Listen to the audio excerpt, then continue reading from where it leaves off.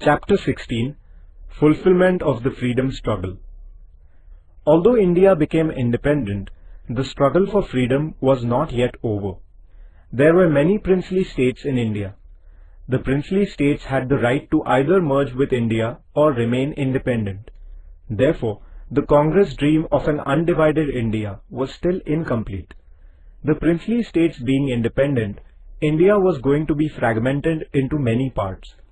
The Portuguese and the French powers had not relinquished their hold over some territories in India.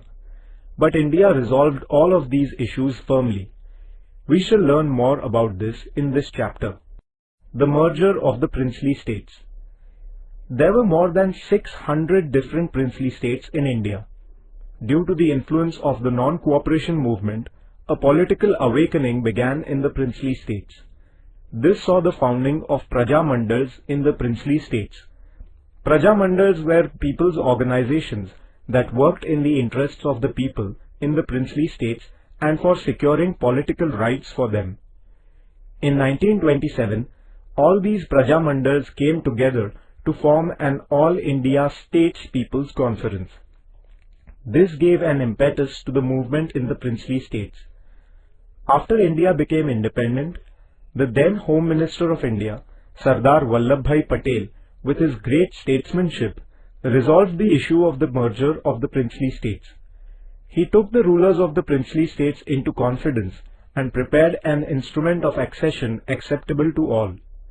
The rulers of the princely states were thereby assured that a contract with the government of India would be made according to which only the subjects of foreign relations, transport and communication and defense would be handed over to the government of India. All other subjects would remain with the princely states. Sardar Patel convinced the princes how it was in their interest to merge with India. The princes responded well to this appeal. All the princely states except Junagadh, Hyderabad and Kashmir merged with India. Taking a firm stand, Sardar Patel resolved the issue of the merger of these three princely states. The merger of Junagadh. Junagadh was a princely state in Saurashtra. The people there wanted to merge with India. The Nawab of Junagadh, however, was thinking of getting merged with Pakistan. The people strongly protested against his decision. The Nawab then left for Pakistan. After that, Junagadh merged with India in February 1948. The struggle for the liberation of Hyderabad. Hyderabad was the largest princely state in India. It consisted of Telugu, Kannada and Marathi-speaking regions. This state was under the autocratic rule of the Nizam. The people there had no civil and political rights.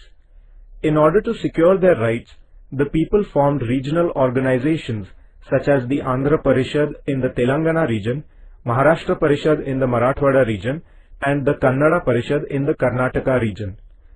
Swami Ramanand Tirth formed the Hyderabad State Congress in 1938. Narayan Reddy and Siraj ul Hassan Tirmizi were associated with him. The Nizam banned this organization. A struggle ensued in order to get the Hyderabad State Congress recognized and to secure democratic rights. It was led by Swami Ramanand Tirth. The Hyderabad State Congress passed a resolution in July 1947 for the merger of Hyderabad state with India. The Nizam, however, took an anti-India stand and started machinations to get Hyderabad merged with Pakistan. With a view to rejecting people's demand for merger with India, Qasim Razvi founded an organization called Razakar with the backing of the Nizam. Qasim Razvi and his followers committed atrocities not only against Hindus but also against the Muslims who supported the democratic movement. This inflamed the public opinion everywhere. The government of India tried to negotiate patiently with the Nizam, but he refused to respond. At last, the Indian government started the police action on 13 September 1948. At last, the Nizam surrendered on 17 September 1948. Hyderabad was merged with India. The struggle of the people in the princely state was successful. The contribution of Marathwada in the struggle for the liberation of Hyderabad. Swami Ramanand Tirth, Govind Bhai Shroff, Baba Saheb Paramspe, Digambarrao बिंदू, A.K. Waghmare, Narayanrao Chavan, Anand Bhalerao, S.K. Vaishampayana, Purushottam Chapalgaonkar, Ramalinga Swami, Devi Sinha Chauhan, Shyamrao Bodhankar, Mukundrao Pedgaonkar, Srinivasrao Borikar, Raghavendra Diwan, Phoolchand Gandhi, Manikchand Pahade, and others made a valuable contribution to this struggle. The women who took an active part in the struggle for the liberation of Hyderabad were Ashatai Wagmare, Dagdabai Shelke, Karunaben Chaudhary, Pankunwar Kotecha, Geetabai Charthankar, Sushilabai Diwan, Kaveribai Bodhankar, and others. Students participated in the struggle through the Vande Mataram movement. In this historic struggle, Ved Prakash, Shyamlal, Govind Pansare, Bahirji Shinde, Sridhar Vartak, Janardhan Mama, and others embraced martyrdom. Their sacrifice has been a source of inspiration to all Indians. Thus we see that the leaders and the people in Marathwada had a lion's share in the struggle for the liberation of Hyderabad. Marathwada Mukti Din is celebrated on 17 September in Marathwada to commemorate the struggle for the liberation of Hyderabad. The districts of Aurangabad, Beed, Osmanabad, Parbhani, and Nanded in Marathwada were part of the princely state of Hyderabad. The new districts of Jalna, Latur, and Hingoli were formed after 1982.